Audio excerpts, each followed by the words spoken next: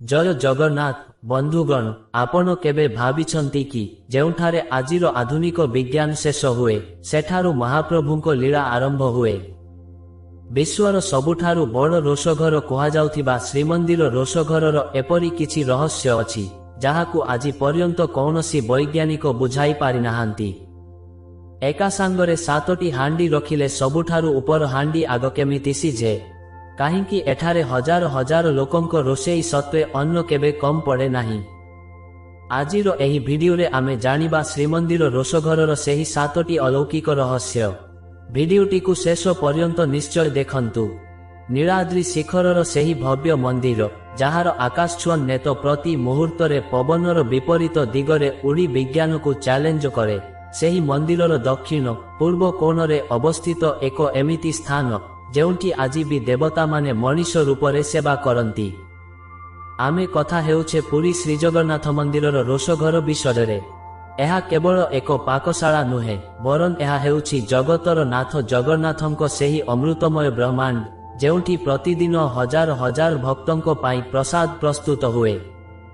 कल्पना करंतु एक एमिति रोषेई घर जहार विशालता विषय चिंता कले मुंड घुराई दिए। प्राय 15,000 वर्गफुट अंचल व्यापीथिबा एही रोषघर विश्वर सबुठारु बृहत्तम रंधनशाला भावे इतिहास पृष्ठारे निजर स्थान सुरक्षित करिछि। किंतु एहार महिमा केवल एहार कांथ बा आकार सीमित नुहे। एहार प्रकृत सौंदर्य लुचि रहिछि सेही पवित्र वायुमंडल जेउंठी प्रतिटी पादरे रहिछि अलौकिकता। सूर्यंको प्रथम किरण जेतेबेले बड़ देउलर नीलचक्र को स्पर्श करे सेतेबेलु एही रोषघर जीवंत होई उठे। शताब्दी शताब्दी धरी एठारे परंपरा अपरिवर्तित रहिछि। जेउंठी आजिर दुनिया आधुनिक गैस विद्युत एवं जंत्रपाति उपरे निर्भरशील सेठारे एही पवित्र रोषघर आजि भी माटी और काठर सेही आदिम संपर्क को बंचाई रखिछि। एठारे वैद्युतिक आलुओ नाही कौनसी यांत्रिक कोलाहल अछि केवल चुलीरु बाहारुथिबा शांत अग्निशिखा एवं सेवायत मानकर निशब्द भक्ति। एही रोषघरर सबुठारु बड़ रहस्य हेउछि एहार श्रृंखला। एठारे 240टी चुली अछि जाहाकु अन्न चुली अहिया चुली एवं पिठा चुली भावे विभक्त करा जाइछि। किंतु आश्चर्यर कथा हेउछि एते बड़ रोषघर होइथिले मध्य एठारे रंधन समयरे कौनसी अशांति किंबा विशृंखला देखिबाकु मिले नाही। सेवायत माने जेतेबेले हांडी धरी चालंती सेमानंको गतिपथरे एक प्रकारर दिव्य छंद थाए। एमिति कुहा जाए जे एही रोषघरर प्रतिटी कोणकु स्वयं मां महालक्ष्मी निरीक्षण करंती। सेथिपाई तो एठारे प्रस्तुत हेउथिबा महाप्रसादर स्वाद पृथिवीर अन्य कौनसी स्थानरे मिलिबा असंभव। भिडियोर एही प्रारंभिक भागरे आमे एतिकी बुझिबाकु चेष्टा करिबा जे एहा केवल खाद्य प्रस्तुतिर एक प्रक्रिया नुहे। एहा हेउछि सृष्टिर सेही विचित्र खेल जेउंठी पंचभूत अर्थात क्षिति आप तेज मरुत एवं व्योमर सठिक संगम घटे। माटीर हांडी कुअर पानी काठर नियां मुक्त बाजु एवं सेही शून्य आकाशरु आसुथिबा आशीर्वाद एसबु मिसी जेउ अमृत प्रस्तुत करंती ताहा ही हेउछि महाप्रसाद। आजिर विज्ञान जेतेबेले एही रोषघरर द्वार निकटरे पहुंचे सेतेबेले ताकु निजर समस्त गर्व परित्याग करिबाकु पड़े। कारण एठारे जहा घटे ताहा थर्मोडायनामिक्सर कौनसी पाठ्य बहिरे लेखा जाई नाही। श्रीमंदिरर रोषघर केवल एक साधारण रंधनशाला नुहे एहाकु महालक्ष्मींको रोष बोली कुहा जाए। जगन्नाथ संस्कृतिर एक अलिखित नियम हेउछि एठारे जाळेनी ठारू आरंभ करी जल पर्यंत सबुकिछि मानवीय होइथाइ पारे किंतु रंधनर चूड़ांत कर्तृत्व केवल मांको हातरे थाए। पौराणिक मान्यता अनुसारे स्वयं महालक्ष्मी एही रोषघरर मुख्य परिचालिका। जेउ समयरे सुआर सेवायत माने हांडीरे चाउल ओ पानी देई चुलीरे बसांती सेतेबेले सेमाने मने मने विश्वास करंती जे सेमाने केवल जने जने श्रमिक प्रकृतरे सेही अन्नरे प्राण संचार करिबा एवं ताकु अमृतरे परिणत करिबा दायित्व हेउछि जगत मातांकर। एही आध्यात्मिक विश्वास पछरे एक अत्यंत रोमांचकर कहानी रहिछि। कुहा जाए मां महालक्ष्मी प्रतिदिन रोषघर को आसंती। सेठारे रंधा जाउथिबा प्रसादर शुद्धता एवं स्वादकु से निजे परीक्षा करंती। एहा कौनसी कल्पना नुहे बरं शताब्दी शताब्दी धरी सुआर सेवायत माने अनुभव करियासुथिबा एक सत्य। ଯେଉଁ ଦିନ ମହାପ୍ରସାଦର ସ୍ୱାଦରେ କିଛି ଅସାଧାରଣ ମହକ ଥାଏ, ସେଦିନ ବୁଝିବାକୁ ହୁଏ ଯେ ମା ଆଜି ଅତ୍ୟନ୍ତ ପ୍ରସନ୍ନ ଅଛନ୍ତି। କିନ୍ତୁ ଯେଉଁ ଦିନ ଶୁଦ୍ଧତାରେ ସାମାନ୍ୟ ଅବହେଳା ହୁଏ, ସେଦିନ ମା ନିଜର ଅସନ୍ତୋଷ ପ୍ରକାଶ କରିବାକୁ ପଛାନ୍ତି ନାହିଁ। ଏହି ଅସନ୍ତୋଷର ସଂକେତ ହେଉଛି ଶ୍ରୀମନ୍ଦିର ରୋଷଘରର ସବୁଠାରୁ ବଡ଼ ରହସ୍ୟ, କୁତୁଆ ବା ସେହି ରହସ୍ୟମୟ କୁକୁର। ସାଧାରଣତଃ ଶ୍ରୀମନ୍ଦିର ଭିତରକୁ କୌଣସି ପ୍ରାଣୀ ବା ପଶୁଙ୍କ ପ୍ରବେଶ ନିଷେଧ। ମନ୍ଦିରର ଚାରି ଦ୍ୱାରରେ ସେବାୟତ ଓ ପୋଲିସ ମୁତୟନ ଥାନ୍ତି। କିନ୍ତୁ ଆଶ୍ଚର୍ଯ୍ୟର କଥା ହେଉଛି, ଯଦି କୌଣସି କାରଣବଶତଃ ରୋଷଘରର ପବିତ୍ରତା ନଷ୍ଟ ହୁଏ କିମ୍ବା ରନ୍ଧନ ପ୍ରକ୍ରିୟାରେ କିଛି ତ୍ରୁଟି ରହେ, ତେବେ ମନ୍ଦିର ପରିସରରେ ଏକ କୁକୁର ଦୃଶ୍ୟମାନ ହୁଏ। କେହି ଜାଣନ୍ତି ନାହିଁ ଏହି କୁକୁରଟି କେଉଁ ଦ୍ୱାର ଦେଇ ଭିତରକୁ ଆସିଲା କିମ୍ବା କେଉଁଠୁ ଆସିଲା। ବିଶ୍ୱାସ କରାଯାଏ ଯେ ଏହି କୁକୁରଟି ସ୍ୱୟଂ ମା ମହାଲକ୍ଷ୍ମୀଙ୍କ ଏକ ସ୍ୱତନ୍ତ୍ର ସଂକେତ। ଯେଉଁ ମୁହୂର୍ତ୍ତରେ ସେହି କୁକୁରଟି ରୋଷଘର ପାଖାପାଖି ଦେଖାଯାଏ, ସେବାୟତମାନେ ବୁଝିଯାଆନ୍ତି ଯେ ମା ଆଜି ରନ୍ଧା ହୋଇଥିବା ଅନ୍ନକୁ ସ୍ୱୀକାର କଲେ ନାହିଁ। ଏହାପରେ ଯାହା ଘଟେ ତାହା ଶୁଣିଲେ ଆପଣଙ୍କ ଲୋମ ଟାଙ୍କୁରି ଉଠିବ। ସେହିଦିନ ଯେତେ ବି ପ୍ରସାଦ ରନ୍ଧା ହୋଇଥାଉ ନା କାହିଁକି, ତାକୁ ତୁରନ୍ତ ଅଶୁଦ୍ଧ ଘୋଷଣା କରାଯାଏ। ହଜାର ହଜାର ଲୋକଙ୍କ ପାଇଁ ପ୍ରସ୍ତୁତ ହୋଇଥିବା ସେହି ବିଶାଳ ପରିମାଣର ଅନ୍ନକୁ ମନ୍ଦିର ପରିସରରେ ଥିବା କୋଇଲି ବୈକୁଣ୍ଠରେ ପୋତି ଦିଆଯାଏ। କୌଣସି ପରିସ୍ଥିତିରେ ବି ସେହି ଅନ୍ନ ମହାପ୍ରଭୁଙ୍କ ପାଖରେ ଭୋଗ ଲାଗି ହୁଏ ନାହିଁ। ଏହାପରେ ପୁଣିଥରେ ରୋଷଘରକୁ ଶୁଦ୍ଧ କରାଯାଏ ଏବଂ ସମ୍ପୂର୍ଣ୍ଣ ନୂଆ କରି ରନ୍ଧନ କାର୍ଯ୍ୟ ଆରମ୍ଭ ହୁଏ। ଏହି ଘଟଣା ପ୍ରମାଣ କରେ ଯେ ଏଠାରେ କେବଳ ମଣିଷର ନିୟମ ନୁହେଁ, ବରଂ ଏକ ଦିବ୍ୟ ଶକ୍ତିର ଶାସନ ଚାଲେ। ରୋଷଘରର ଆଉ ଏକ ବିଚିତ୍ର ନିୟମ ହେଉଛି ମୌନବ୍ରତ ଏବଂ ଶୁଦ୍ଧାଚାର। ରୋଷଘର ଭିତରେ ରନ୍ଧନ କାର୍ଯ୍ୟ ସମୟରେ କୌଣସି ସେବାୟତ ପରସ୍ପର ସହ ଉଚ୍ଚ ସ୍ୱରରେ କଥା ହୁଅନ୍ତି ନାହିଁ। ସେଠାରେ ଏକ ଗଭୀର ଶାନ୍ତି ବିରାଜମାନ କରେ। ମୁହଁରେ କପଡ଼ା ବାନ୍ଧି ସେବାୟତମାନେ ଯେତେବେଳେ କାର୍ଯ୍ୟ କରନ୍ତି, ସେମାନଙ୍କର ପ୍ରତିଟି ଗତିବିଧି ମା ମହାଲକ୍ଷ୍ମୀଙ୍କୁ ସମର୍ପିତ ଥାଏ। ଏମିତି କୁହାଯାଏ ଯେ ସେଠାରେ ରନ୍ଧା ଯାଉଥିବା ପ୍ରସାଦର ବାସନା କେବଳ ବାହାରେ ଥାଏ, କିନ୍ତୁ ରୋଷଘର ଭିତରେ ଥିବା ସେବାୟତମାନଙ୍କୁ ସେହି ସୁଗନ୍ଧ ମିଳେ ନାହିଁ। କାରଣ ସେହି ଦିବ୍ୟ ବାସନା କେବଳ ମହାପ୍ରଭୁଙ୍କ ପାଇଁ ଉଦ୍ଦିଷ୍ଟ। ଏହି ରୋଷଘରର ଚୁଲିଗୁଡ଼ିକୁ ମଧ୍ୟ ଅତ୍ୟନ୍ତ ପବିତ୍ର ବୋଲି ଧରାଯାଏ। ଏଠାରେ ଚୁଲିକୁ କେବେ ବି ଅପବିତ୍ର ଭାବେ ସ୍ପର୍ଶ କରାଯାଏ ନାହିଁ। ପ୍ରତିବର୍ଷ ଶ୍ରୀଗୁଣ୍ଡିଚା ସମୟରେ ଯେତେବେଳେ ମହାପ୍ରଭୁ ଜନ୍ମବେଦୀକୁ ଯାଆନ୍ତି, ସେତେବେଳେ ରୋଷଘରର ଏହି ଚୁଲିଗୁଡ଼ିକ ମଧ୍ୟ ବିଶ୍ରାମ ନିଅନ୍ତି। ପୁଣି ମହାପ୍ରଭୁଙ୍କ ପ୍ରତ୍ୟାବର୍ତ୍ତନ ପରେ ନୂତନ ହୋମ ଅଗ୍ନିରେ ଚୁଲିଗୁଡ଼ିକୁ ପ୍ରଜ୍ୱଳିତ କରାଯାଏ। ଏହା ଏକ ଏପରି ପରମ୍ପରା ଯାହା ଆଧ୍ୟାତ୍ମିକତା ଏବଂ ଶୃଙ୍ଖଳାର ଏକ ଅପୂର୍ବ ସମନ୍ୱୟ। ବିଜ୍ଞାନ ଆଜି ସବୁକିଛିକୁ ଯୁକ୍ତିର କଷଟି ପଥରରେ ପରଖିବାକୁ ଚାହୁଁଛି, କିନ୍ତୁ ଶ୍ରୀମନ୍ଦିର ରୋଷଘରର ଏହି ଆଧ୍ୟାତ୍ମିକ ନିୟମାବଳୀ ଆଗରେ ବିଜ୍ଞାନ ନିରୁତ୍ତର। କେମିତି ସେହି କୁକୁରଟି ଅତି ଗୋପନୀୟ ଭାବେ ମନ୍ଦିର ଭିତରକୁ ଆସେ? କେମିତି ସେଇଟି କେବଳ ଅଶୁଦ୍ଧତା ସମୟରେ ହିଁ ଦେଖାଯାଏ? ଏହି ପ୍ରଶ୍ନର ଉତ୍ତର କେବଳ ବିଶ୍ୱାସ ଭିତରେ ହିଁ ଲୁଚି ରହିଛି। ମା ମହାଲକ୍ଷ୍ମୀଙ୍କ ଏହି ପ୍ରତ୍ୟକ୍ଷ ତତ୍ତ୍ୱାବଧାନ ହିଁ ଶ୍ରୀମନ୍ଦିର ରୋଷଘରକୁ ଏକ ସାଧାରଣ ପାକଶାଳାରୁ ଊର୍ଦ୍ଧ୍ୱକୁ ନେଇ ଏକ ମହାପୀଠରେ ପରିଣତ କରିଛି। ଭିଡିଓର ଏହି ଭାଗ ଆମକୁ ଏହା ଶିଖାଏ ଯେ ଜଗତର ନାଥ ଜଗନ୍ନାଥର ଦିଅ ବ୍ରହ୍ମାଣ୍ଡର ମାଲିକ, କିନ୍ତୁ ତାଙ୍କ ଖାଦ୍ୟର ଦାୟିତ୍ୱ ସ୍ୱୟଂ ଗୃହଲକ୍ଷ୍ମୀଙ୍କ ହାତରେ। ସେଥିପାଇଁ ତ ମହାପ୍ରସାଦ କେବଳ ଶରୀରର ଭୋକ ମେଣ୍ଟାଏ ନାହିଁ, ବରଂ ଆତ୍ମାକୁ ଏକ ଦିବ୍ୟ ଶାନ୍ତି ପ୍ରଦାନ କରେ। ମାଙ୍କ ସେହି ଅମୃତମୟ ହାତର ସ୍ପର୍ଶ ହିଁ ଏହି ପ୍ରସାଦକୁ ସାରା ବିଶ୍ୱରେ ମହାପ୍ରସାଦ ଭାବେ ବିଖ୍ୟାତ କରିଛି। ଆମେ ବର୍ତ୍ତମାନ ଶ୍ରୀମନ୍ଦିର ରୋଷଘରର ସେହି ସ୍ଥାନରେ ପହଞ୍ଚିଛୁ, ଯେଉଁଠି ମଣିଷର ବୁଦ୍ଧି ଏବଂ ଆଧୁନିକ ବିଜ୍ଞାନର ସମସ୍ତ ଗର୍ବ ମାଟିରେ ମିଶିଯାଏ। ଆଜିର ଯୁଗରେ ଆମେ ପ୍ରତିଟି ଜିନିଷକୁ ପରୀକ୍ଷାଗାରର କଷଟି ପଥରରେ ପରଖିବାକୁ ଚାହୁଁ, କିନ୍ତୁ ଶ୍ରୀମନ୍ଦିର ରୋଷଘରର ଏହି ରନ୍ଧନ ଶୈଳୀ ଏକ ଏପରି ପ୍ରହେଳିକା, ଯାହା ଆଜି ବି ବିଶ୍ୱର ବଡ଼ ବଡ଼ ବୈଜ୍ଞାନିକମାନଙ୍କ ପାଇଁ ଏକ ଅସମାହିତ ପ୍ରଶ୍ନ। ସେହି ରହସ୍ୟର ନାମ ହେଉଛି ସପ୍ତହାଣ୍ଡି ରନ୍ଧନ ପ୍ରଣାଳୀ। ଶ୍ରୀମନ୍ଦିରର ରୋଷଘର ଭିତରେ ଥିବା ପ୍ରତିଟି ଚୁଲିର ଏକ ସ୍ୱତନ୍ତ୍ର ନାମ ଏବଂ ମର୍ଯ୍ୟାଦା ରହିଛି। ସେଠାରେ ଥିବା ଅନ୍ନ ଚୁଲି ଗୁଡ଼ିକର ଗଠନ ଅତ୍ୟନ୍ତ ବିଚିତ୍ର। ଯେତେବେଳେ ରନ୍ଧନ କାର୍ଯ୍ୟ ଆରମ୍ଭ ହୁଏ, ସେବାୟତମାନେ ଚୁଲି ଉପରେ ଗୋଟିଏ କିମ୍ବା ଦୁଇଟି ନୁହେଁ, ବରଂ ଏକାସାଙ୍ଗରେ 7ଟି ମାଟି ହାଣ୍ଡି ଗୋଟିଏ ଉପରେ ଗୋଟିଏ ରଖି ଏକ ବିରାଟ ସ୍ତମ୍ଭ ପ୍ରସ୍ତୁତ କରନ୍ତି। ମାଟିର ଏହି ସପ୍ତ ମହଲା ସ୍ତମ୍ଭ ପଛରେ କେବଳ ପରମ୍ପରା ନାହିଁ, ବରଂ ଏକ ଅଜ୍ଞାତ ଶକ୍ତିର ଖେଳ ରହିଛି।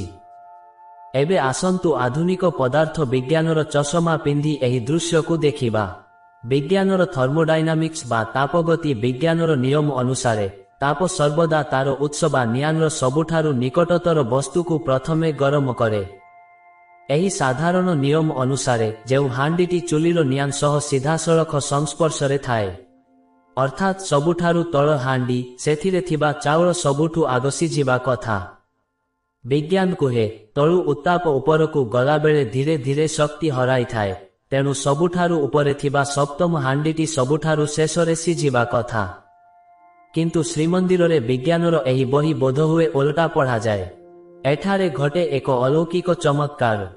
ତଳ ହାଣ୍ଡିର ପାଣି ଗରମ ହେବା ପୂର୍ବରୁ ନିଆଁଠାରୁ ପ୍ରାୟ 3 ରୁ 4 ଫୁଟ ଉଚ୍ଚରେ ଥିବା ସବୁଠାରୁ ଉପର ହାଣ୍ଡିଟି ବା ସପ୍ତମ ହାଣ୍ଡି ସର୍ବପ୍ରଥମେ ଟକମକ ହୋଇ ଫୁଟିବାକୁ ଲାଗେ। ଆଶ୍ଚର୍ଯ୍ୟର କଥା ହେଉଛି, ସେହି ସପ୍ତମ ହାଣ୍ଡିର ଚାଉଳ ହିଁ ସର୍ବପ୍ରଥମେ ଅନ୍ନରେ ପରିଣତ ହୁଏ। ଯେତେବେଳେ ସେହି ଉପର ହାଣ୍ଡିରୁ ପବିତ୍ର ବାସନା ବାହାରେ, ସେବାୟତମାନେ ବୁଝିଯାଆନ୍ତି ଯେ ମହାପ୍ରଭୁଙ୍କ ଇଚ୍ଛାରେ ରନ୍ଧନ ସିଦ୍ଧ ହୋଇଛି। ଏବେ ପ୍ରଶ୍ନ ଉଠୁଛି, ନିଆଁ ତଳୁ ଜଳୁଛି, କିନ୍ତୁ ଖାଦ୍ୟ ଉପରୁ କେମିତି ସିଝୁଛି? ଅନେକ ବୈଜ୍ଞାନିକ ଓ ଗବେଷକ ଏହି ରହସ୍ୟକୁ ଭେଦ କରିବା ପାଇଁ ଅନେକ ଯୁକ୍ତି ବାଢ଼ିଛନ୍ତି। କେହି କୁହନ୍ତି ଯେ ଏହା ହୁଏତ ବାଷ୍ପର ଚାପ ଯୋଗୁଁ ହେଉଥାଇପାରେ, କିନ୍ତୁ ସେମାନେ ଏହା ଭୁଲିଯାଆନ୍ତି ଯେ ବାଷ୍ପ ସୃଷ୍ଟି ହେବା ପାଇଁ ପ୍ରଥମେ ତଳ ହାଣ୍ଡିର ପାଣି ଫୁଟିବା ଆବଶ୍ୟକ। ଯଦି ତଳ ପାଣି ଥଣ୍ଡା ଅଛି, ତେବେ ଉପରକୁ ତାତିଲା ବାଷ୍ପ ଯିବ କେଉଁଠୁ? ଆଉ କେହି ଯୁକ୍ତି କରନ୍ତି ଯେ ମାଟି ହାଣ୍ଡିଗୁଡ଼ିକର ଛିଦ୍ରତା ଏମିତି ଯେ ତାହା ଉତ୍ତାପକୁ ଉପରକୁ ଠେଲିଦିଏ। କିନ୍ତୁ ଏହା ମଧ୍ୟ ତାପ ଗତିର ମୌଳିକ ନିୟମକୁ ବୁଝାଇବା ପାଇଁ ଯଥେଷ୍ଟ ନୁହେଁ। ବାସ୍ତବରେ ଏହି ରନ୍ଧନ ପ୍ରକ୍ରିୟା ଏକ ଉପରୁ ତଳ କ୍ରମରେ ଗତି କରେ। ପ୍ରଥମେ ସପ୍ତମ ହାଣ୍ଡି, ତାପରେ ଷଷ୍ଠ, ତାପରେ ପଞ୍ଚମ, ଏହିଭଳି କ୍ରମରେ ରନ୍ଧନ ଶେଷ ହୁଏ ଏବଂ ଶେଷରେ ନିଆଁ ପାଖରେ ଥିବା ସବୁଠାରୁ ତଳ ହାଣ୍ଡିଟି ସିଝିଥାଏ। ଏହା ଯେତିକି ଚମତ୍କାର, ସେତିକି ବିସ୍ମୟକର। ସୁଆର ସେବାୟତମାନଙ୍କ ମତରେ ଏହା ଉତ୍ତାପର ଖେଳ ନୁହେଁ, ବରଂ ଏହା ହେଉଛି ମହାପ୍ରଭୁଙ୍କ ଅମୃତ ଦୃଷ୍ଟି। ସେମାନେ ବିଶ୍ୱାସ କରନ୍ତି ଯେ ଜଗନ୍ନାଥ ହେଉଛନ୍ତି ଶୂନ୍ୟର ମାଲିକ, ତେଣୁ ତାଙ୍କ ଧାମରେ ଶକ୍ତି ମାଟିରୁ ଆକାଶକୁ ନୁହେଁ, ବରଂ ଶୂନ୍ୟରୁ ମାଟି ଆଡ଼କୁ ଅବତରଣ କରେ। ଏହି ରହସ୍ୟକୁ ବୁଝିବା ପାଇଁ ଆମକୁ ଟିକେ ଗଭୀର ଆଧ୍ୟାତ୍ମିକ ଦୃଷ୍ଟିକୋଣରୁ ଦେଖିବାକୁ ହେବ। ଶ୍ରୀମନ୍ଦିରର ରୋଷଘର ଏକ ପ୍ରକାରର ପବିତ୍ର ଯନ୍ତ୍ର ପରି କାର୍ଯ୍ୟ କରେ। ଏଠାରେ ବ୍ୟବହୃତ ହେଉଥିବା ହାଣ୍ଡିଗୁଡ଼ିକ କେବଳ ମାଟିର ପାତ୍ର ନୁହନ୍ତି, ବରଂ ସେମାନେ ହେଉଛନ୍ତି ପଞ୍ଚଭୂତର ପ୍ରତୀକ। ନିଆଁ ଯଦିଓ ତଳୁ ଜଳୁଥାଏ, କିନ୍ତୁ ଆଦେଶ ଉପରୁ ଆସେ। ଯେମିତି ଶାସନରେ ସର୍ବୋଚ୍ଚ ଅଧିକାରୀଙ୍କ ଆଦେଶ ପ୍ରଥମେ ପହଞ୍ଚେ ଏବଂ ଶେଷରେ ସାଧାରଣ ଜନତାଙ୍କ ପାଖକୁ ଆସେ, ଠିକ୍ ସେମିତି ମହାପ୍ରଭୁଙ୍କ ରୋଷଘରର ଏହି ରନ୍ଧନ ପର୍ଯ୍ୟାୟ ଉଚ୍ଚରୁ ନିଚ ଆଡ଼କୁ ଗତି କରେ। ବିଜ୍ଞାନ ଆଜି ବି ଏହି ରହସ୍ୟ ସାମ୍ନାରେ ମୁଣ୍ଡ ନୁଆଁନି ଛିଡ଼ା ହୋଇଛି। ଅନେକ ଆଧୁନିକ ଇଞ୍ଜିନିୟର ଓ ବୈଜ୍ଞାନିକ ପୁରୀ ଆସି ଏହି ପ୍ରକ୍ରିୟାକୁ ଦେଖି ଆଶ୍ଚର୍ଯ୍ୟ ହୋଇଛନ୍ତି। ସେମାନେ ଦେଖିଛନ୍ତି କିପରି ବିନା କୌଣସି ଆଧୁନିକ ଉପକରଣରେ, କେବଳ ମାଟି ହାଣ୍ଡି ଓ କାଠ ଜାଳେଣୀରେ ଏତେ ଶୀଘ୍ର ଏବଂ ଏତେ ଶୃଙ୍ଖଳିତ ଭାବେ ରୋଷେଇ ସମ୍ପନ୍ନ ହେଉଛି। ଥର୍ମୋଡାଇନାମିକ୍ସର ପାଠ୍ୟବହି ଯେଉଁଠି କୁହେ ତାପ ତଳୁ ଉପରକୁ ଯିବ, ଶ୍ରୀମନ୍ଦିର ରୋଷଘର କୁହେ ତାପ ଯୁଆଡ଼େ ଯାଉ ପଛେ ମୋ କାଳିଆର ଅନ୍ନ ଉପରୁ ହିଁ ସିଝିବ। ଆମେ ଏତିକି ବୁଝିଲେ ଯେ ଜ୍ଞାନର ସୀମା ଯେଉଁଠି ଶେଷ ହୁଏ, ସେଇଠୁ ହିଁ ଜଗନ୍ନାଥଙ୍କ ଅଲୌକିକ ସାମ୍ରାଜ୍ୟ ଆରମ୍ଭ ହୁଏ। ସେହି ସପ୍ତମ ହାଣ୍ଡିରୁ ବାହାରୁଥିବା ପ୍ରଥମ ବାଷ୍ପ ପ୍ରମାଣ କରେ ଯେ ଏହି ଦୁନିଆରେ ଏମିତି ଅନେକ ଶକ୍ତି ଅଛି ଯାହାକୁ ମଣିଷ ନିଜର କ୍ଷୁଦ୍ର ବୁଦ୍ଧିରେ ମାପି ପାରିବ ନାହିଁ। ଏହି ଚମତ୍କାର ହିଁ ଶ୍ରୀମନ୍ଦିର ରୋଷଘରକୁ ଏକ ଦିବ୍ୟ ପ୍ରଯୋଗଶାଳା ଭାବେ ପ୍ରତିଷ୍ଠିତ କରିଛି। ଶ୍ରୀମନ୍ଦିର ରୋଷଘରର ସେହି 7 ହାଣ୍ଡିର ରହସ୍ୟ ଏବଂ ମା ମହାଲକ୍ଷ୍ମୀଙ୍କ ଅଦୃଶ୍ୟ ମହିମା ବିଷୟରେ ଆମେ ଜାଣିଲେ। କିନ୍ତୁ ଏହି ସମ୍ପୂର୍ଣ୍ଣ ପ୍ରକ୍ରିୟାକୁ ଯେଉଁମାନେ ନିଜ ହାତରେ ସଫଳ କରନ୍ତି, ସେମାନେ ହେଉଛନ୍ତି ମହାପ୍ରଭୁଙ୍କ ଅନନ୍ୟ ସେବାୟତ ସୁଆର ଓ ମହାସୁଆର। ଏମାନେ କେବଳ ରୋଷେଇଆ ନୁହନ୍ତି, ବରଂ ଏମାନେ ହେଉଛନ୍ତି ପବିତ୍ରତାର ସେହି ଜୀବନ୍ତ କୀର୍ତ୍ତିସ୍ତମ୍ଭ, ଯେଉଁମାନେ ଶତାବ୍ଦୀ ଶତାବ୍ଦୀ ଧରି ମହାପ୍ରସାଦର ମର୍ଯ୍ୟାଦାକୁ ଅକ୍ଷୁଣ୍ଣ ରଖିଛନ୍ତି।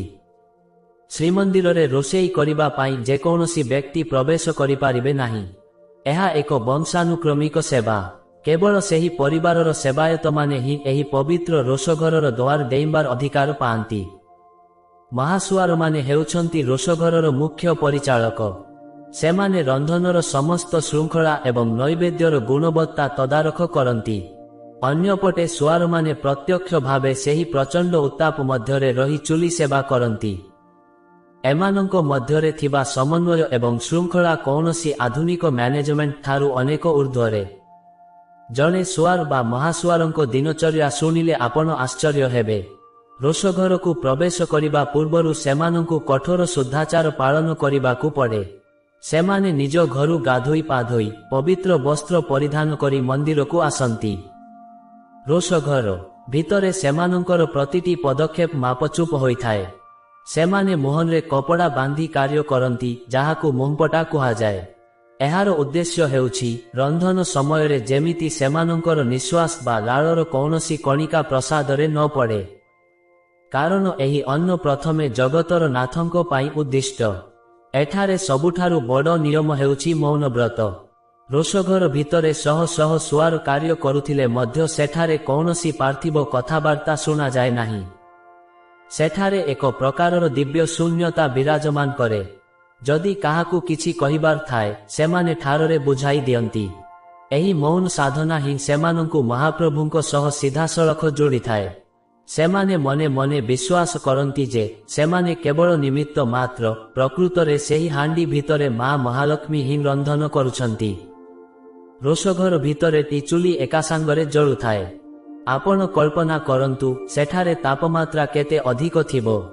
ଏତେ ପ୍ରଚଣ୍ଡ ଉତ୍ତାପ ମଧ୍ୟରେ ଘଣ୍ଟା ଘଣ୍ଟା ଧରି ମାଟି ହାଣ୍ଡି ଧରି ଛିଡ଼ା ହେବା ଏବଂ ତାକୁ ସନ୍ତୁଳିତ କରିବା କୌଣସି ସାଧାରଣ ମଣିଷ ପାଇଁ ସମ୍ଭବ ନୁହେଁ।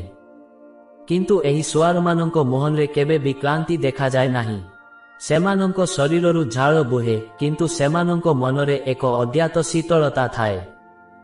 ସେମାନେ କୁହନ୍ତି, ଆମେ ରୋଷେଇ କରୁନାହୁଁ, ଆମେ ସେବା କରୁଛୁ। ଏହି ସମର୍ପଣ ଭାବ ହିଁ ସେମାନଙ୍କୁ ସେହି ଅସହ୍ୟ ଗରମ ମଧ୍ୟରେ ମଧ୍ୟ ଶକ୍ତି ଯୋଗାଇଥାଏ। ଏହି ସେବାୟତମାନେ କୌଣସି କୁକିଂ ସ୍କୁଲ ବା ହୋଟେଲ ମ୍ୟାନେଜମେଣ୍ଟରୁ ଶିକ୍ଷା ପାଇନାହାନ୍ତି। ସେମାନଙ୍କର ବିଶ୍ୱବିଦ୍ୟାଳୟ ହେଉଛି ଏହି ରୋଷଘର। ପିଢ଼ି ପରେ ପିଢ଼ି ଜଣେ ପିତା ନିଜ ପୁଅକୁ ଏହି ଦିବ୍ୟ ବିଦ୍ୟା ଶିଖାଇଥାନ୍ତି।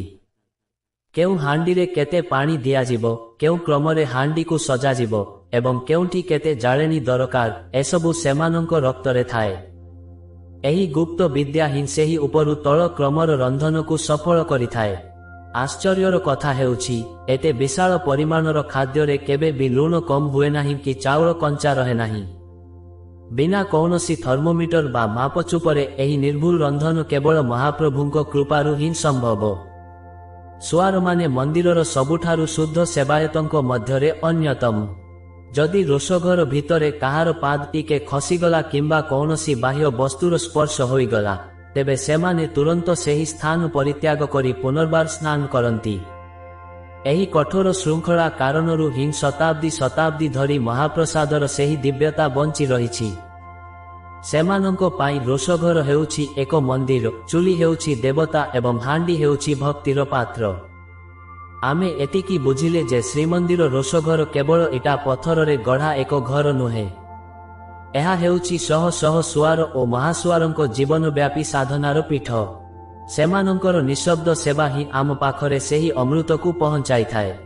ଯେତେବେଳେ ଆମେ ଶ୍ରୀମନ୍ଦିରରେ ମୁଣ୍ଡିଆ ମାରୁ, ସେତେବେଳେ ସେହି ଅଜ୍ଞାତ ସେବାୟତମାନଙ୍କୁ ମଧ୍ୟ ସମ୍ମାନ ଜଣାଇବା ଉଚିତ, ଯେଉଁମାନଙ୍କ କାରଣରୁ ମହାପ୍ରଭୁଙ୍କ ଏହି ଲୀଳା ଆଜି ବି ଜୀବନ୍ତ ରହିଛି।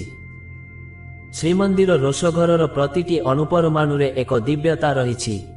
ଆମେ 7 ହାଣ୍ଡିର ରହସ୍ୟ ଜାଣିଲେ, ସେବାୟତଙ୍କ ନିଷ୍ଠା ବିଷୟରେ ଶୁଣିଲେ, କିନ୍ତୁ କେବେ ଭାବିଛନ୍ତି କି ଏହି ରନ୍ଧନ ପାଇଁ ଜଳ କେଉଁଠୁ ଆସେ?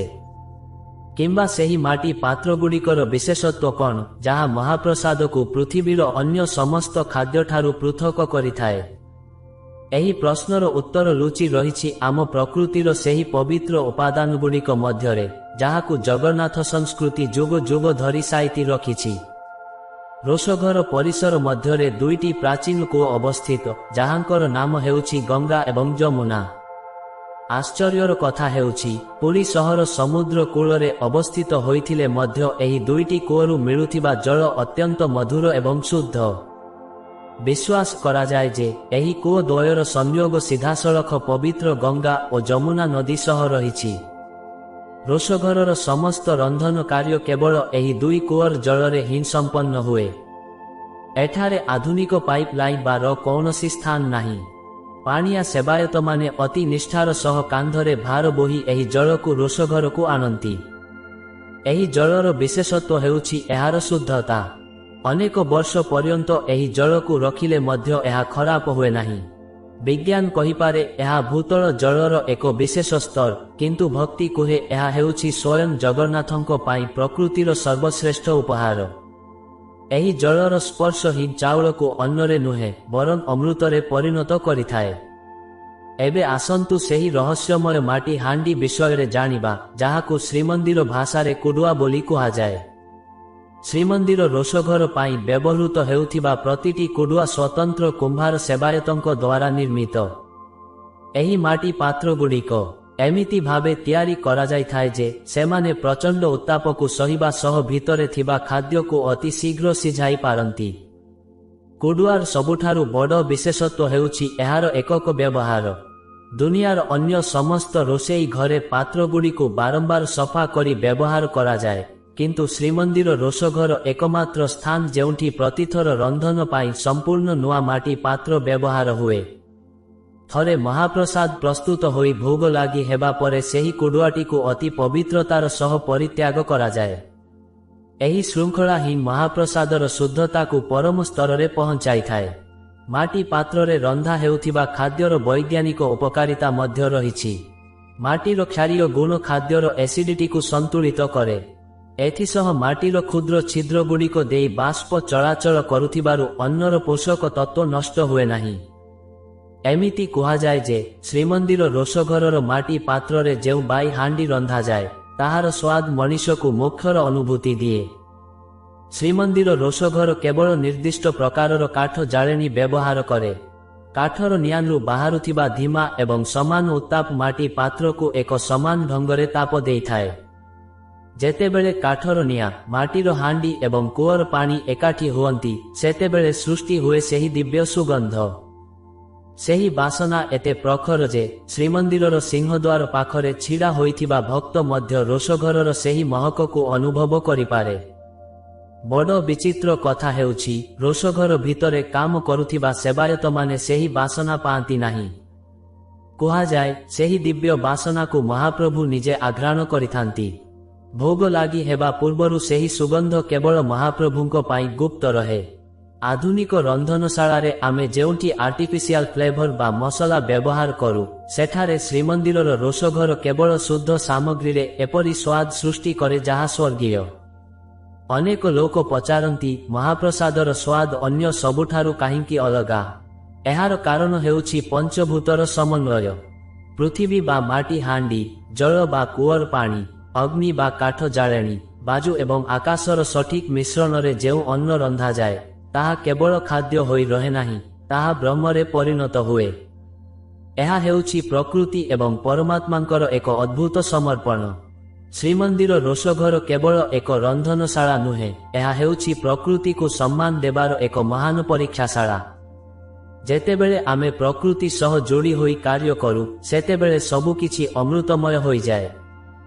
ମାଟି କୁଡୁଆର ସେହି ପବିତ୍ରତା ଏବଂ ଗଙ୍ଗା ଯମୁନା ଜଳର ସେହି ଶୀତଳତା ହିଁ ମହାପ୍ରସାଦକୁ ସାରା ବିଶ୍ୱରେ ଅମର କରି ରଖିଛି।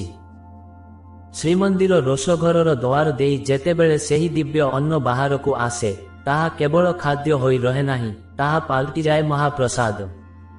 ରୋଷଘରର ସେହି 7 ହାଣ୍ଡିର ରହସ୍ୟମୟ ରନ୍ଧନ ପରେ ଯେତେବେଳେ ପ୍ରଭୁଙ୍କୁ ଭୋଗ ଲାଗି କରାଯାଏ, ସେତେବେଳେ ସୃଷ୍ଟି ହୁଏ ବିଶ୍ୱର ସବୁଠାରୁ ପବିତ୍ର ବଜାର, ଆନନ୍ଦ ବଜାର। ଏହା ଏମିତି ଏକ ସ୍ଥାନ ଯେଉଁଠି ଜାତି, ଧର୍ମ ଏବଂ ବର୍ଣ୍ଣର ସମସ୍ତ ପାଚେରୀ ଭୁଷୁଡ଼ି ପଡ଼େ।